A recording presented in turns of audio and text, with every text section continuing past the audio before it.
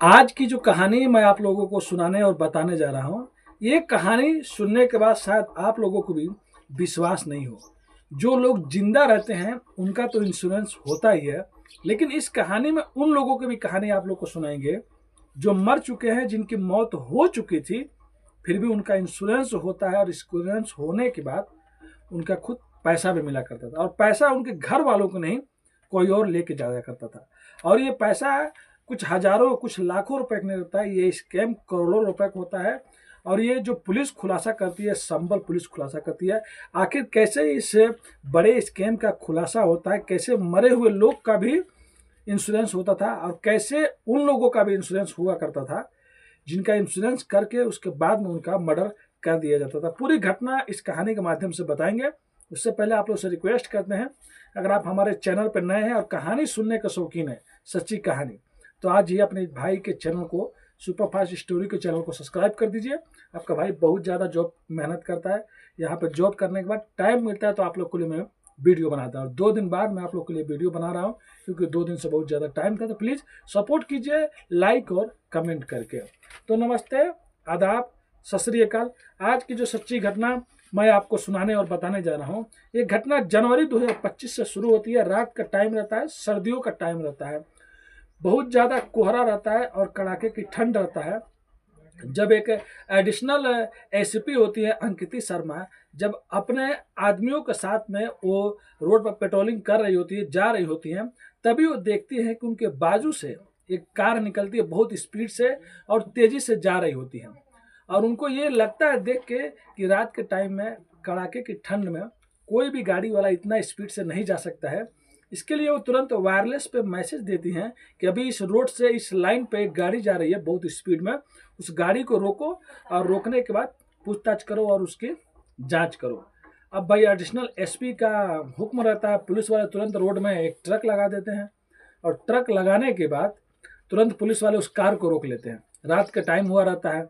अब जैसे गाड़ी रुकती है कुछ मिनटों के बाद वहाँ पे जो डीसीपी होती हैं अंकिति शर्मा, ये भी पहुँच जाती हैं और पहुँचने के बाद कहती है कि ये बताओ भाई, रात के टाइम है, कड़ाके की ठंड है और ऊपर से कोहरा है, दिखाई भी नहीं दे रहा है और आप लोग इतनी तेजी से गाड़ी लेके कहाँ जा रहे हो, कौन हो आप लोग?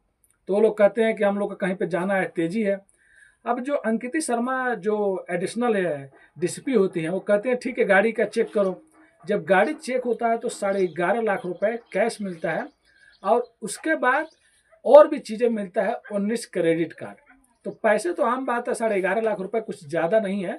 वो लोग कहते हैं कि हम लोग बीमा उमा कराते हैं, बीमा वाले हैं, लेकिन जो 19 क्रेडिट कार्ड मिलता है, जब इन लोगों का नाम पूछा जाता है तो दोनों का नाम कुछ और रहता है और जो 19 क्रेडिट कार्ड मिलते हैं इस पर किसी और का नाम लिखा रहता है। अब पुलिस को शक होता है, पुलिस कहती है अब अच्छे से और जांच करो। पूरे गाड़ियों का चेकिंग किया जाता है। जब पूरी गाड़ियों का चेकिंग किया जाता है तो कुछ उसमें से दस्तावेज मिलते हैं। और जब मोबाइल चेकिंग किया जाता है, जो मोबाइल उन लोगों को पास में रहता है, तो पुलिस मोबाइल देख के हैरान हो जाती है क्योंकि जो 2 ड्राइवर होते हैं गाड़ी में, उनका जब मोबाइल चेक किया जाता है तो लगभग 1 लाख तक फोटो उसमें से नज़र आते हैं। और 1 लाख फोटो जो दिखाई दे रहे होते हैं उसमें ये नहीं रहता है कि चलो कोई अपना आदमी का फोटो हो या कोई घर वालों का फोटो हो, कोई काम काज का फोटो हो। उसमें जितनी भी फोटो दिखाई दे रही थी उन दोनों के मोबाइल में, वो कम से कम मतलब गरीब लोगों का फोटो रहता है, जो मतलब देखने में लग जा रहा था कि ये लोग गरीब हैं और गाँव के आदमी हैं। अब पुलिस ये पूछती है कि बताओ तुम्हारे पास 11.5 लाख रुपए कैश मिलता है, 19 क्रेडिट कार्ड और इतने सारे मोबाइल में फोटो, 1 लाख, जब तक मतलब आज तक इतना फोटो कोई मोबाइल में रख ही नहीं सकता है, तुम लोग करते क्या हो? तब वो लोग बोल रहे हैं कि हम लोग बीमा कराते हैं। मैडम पहले बार बोला, दूसरे बार भी बोल रहे हैं कि हम लोग को जाने दीजिए। तब उन लोगों का जब मोबाइल का मैसेज और कागज पत्र चेक होता है तब उनको पुलिस वहाँ से उठाती है और लेकर पुलिस थाने जाती है। और पहली बार पूछताछ जब होता है तो पूछताछ में कुछ खुलासे होते हैं। वो लोग कहते हैं कि हम लोग लोगों का बीमा कराते हैं और बीमा कराने के बाद जो कुछ पैसे आता है थोड़ा बहुत वो हम लोग ले लेते हैं और उनको दे देते हैं। लेकिन पुलिस को इन पर विश्वास नहीं होता है। एक मैसेज में लिखा रहता है, प्रियंका नाम से सेटिंग सेफ रहता है कि पैसे मिल गया क्या प्रियंका वाला 25 लाख रुपए। तो लोग बोलते हैं हाँ मिल गया है। अब पुलिस उस मैसेज के जरिए उस घर पे पहुंचती है, उस गांव में पहुंचती है। प्रियंका नाम की महिला भी निकल के आती है। पुलिस कहती है ये बताइए आपके पति का मौत कैसे हुआ वो कहती है कि उनको कैंसर था, कैंसर से उनका मौत हो गया। तब पुलिस ये कहती है कि ठीक है, आपके पति का बीमा हुआ था, इंश्योरेंस हुआ था, पैसे मिले कि नहीं मिले।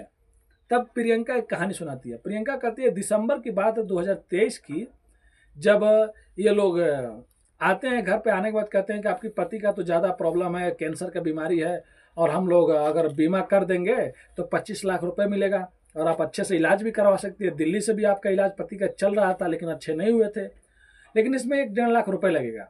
प्रियंका कुछ पैसे भी उनको दे देती है। फिर बाद में दिसंबर में जो बीमा होता है, साइज संजोग से 2-3 महीने के बाद उनके पति का मौत हो जाता है, यानी मार्च अप्रैल में मौत हो जाता है। ये लोग फिर से घर पे आते हैं और घर पे आने के बाद कहते हैं पैसे आएगा, कुछ साइन उन कराते हैं चेक उक पे और चले जाते हैं। और उसके बाद आज तक पैसे ही नहीं मिला, ऊपर से पैसे घर से ही देना पड़ा। मतलब प्रियंका ये सब बात पुलिस को बताती है। लेकिन जब पुलिस ये सब चीज़ सुनती है तो पुलिस भी हैरान हो जाती है। अब पुलिस बैंक पहुंचती है, जिस बैंक में प्रियंका का खाता खुला रहता है। पुलिस जाके कहती है कि प्रियंका नाम की एक महिला है और उसका इंश्योरेंस का पैसा आप ही के बैंक में आया था, तो क्या वो पैसे मिल गया या नहीं मिला। बैंक वाले कहते हैं वो पैसे तो हम लोग दे दिए हैं, पूरा रिकॉर्ड दिखाते हैं, जो चेक रहता है मैसेज का, OTP का, हर चीज़। अब पुलिस हैरान हो जाती है। फिर पुलिस प्रियंका से दोबारा पूछताछ करती है, प्रियंका वही जवाब देती है। अब पुलिस को लग रहा होता है कि प्रियंका झूठ नहीं बोल रही है। उसके बाद पुलिस जाती है और दूसरा मैसेज देखती है। अब दूसरे मैसेज को पुलिस जब देखती है, दूसरा मैसेज देखने के बाद उसके घर जाती है, जिसका नाम दिनेश रहता है, और उसके घर जाके कहती है कि ये बताइए कि आपके बेटा ने लोन लिया था, गाड़ी लिया था, ट्रैक्टर लिया था, ये सब कहाँ है।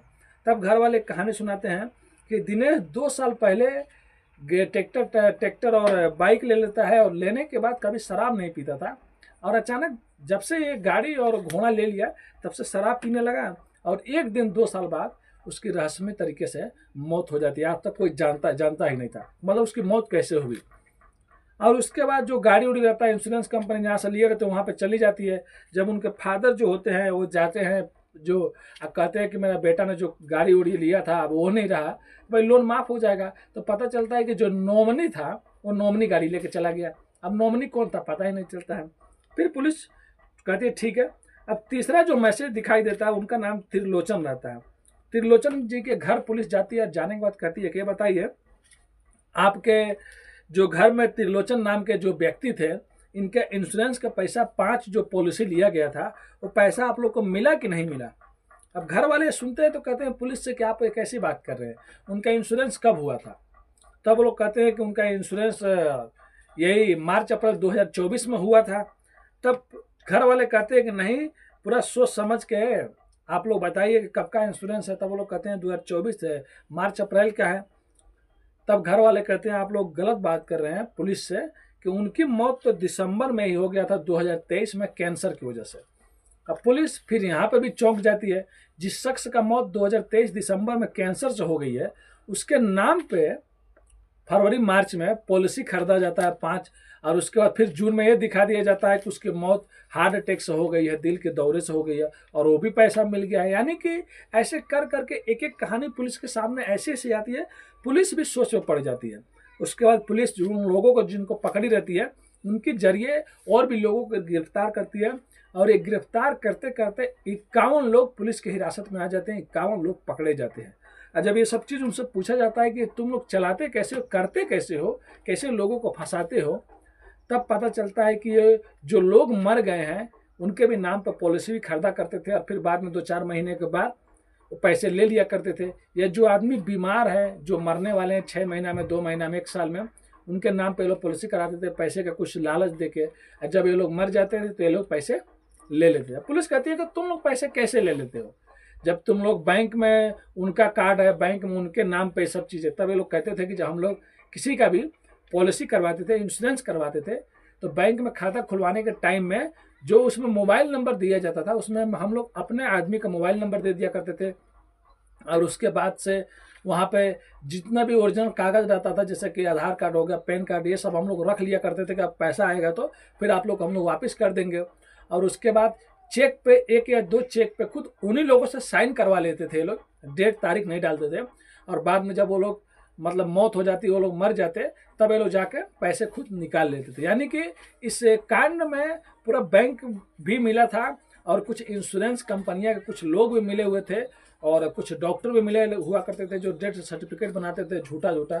उसके बाद 51 लोग पर तो पुलिस गिरफ्तार कर लेती है और उसके बाद ये पूछा जाता है कि ये बताओ तुम बस इन्हीं लोगों को क्यों टारगेट बनाते थे। और बाद में और खुलासा होता है कि जो 25-30 साल के आदमी होते थे, जो लड़के होते थे जिनकी शादी हो गई रहती थी, जो गरीब हुआ करते थे, उनके भी घर जाके ये लोग उनका जबरदस्ती या कैसे भी फुसला फसला के ये लोग इंश्योरेंस करा देते, पैसा भी प्रीमियम भरा करते थे, फिर बाद में उनकी हत्या कर देते थे और हत्या करने के बाद पूरा पैसा ये लोग ले लिया करते थे। मतलब करोड़ों का खेल हो रहा था, अरबों का खेल हो रहा था।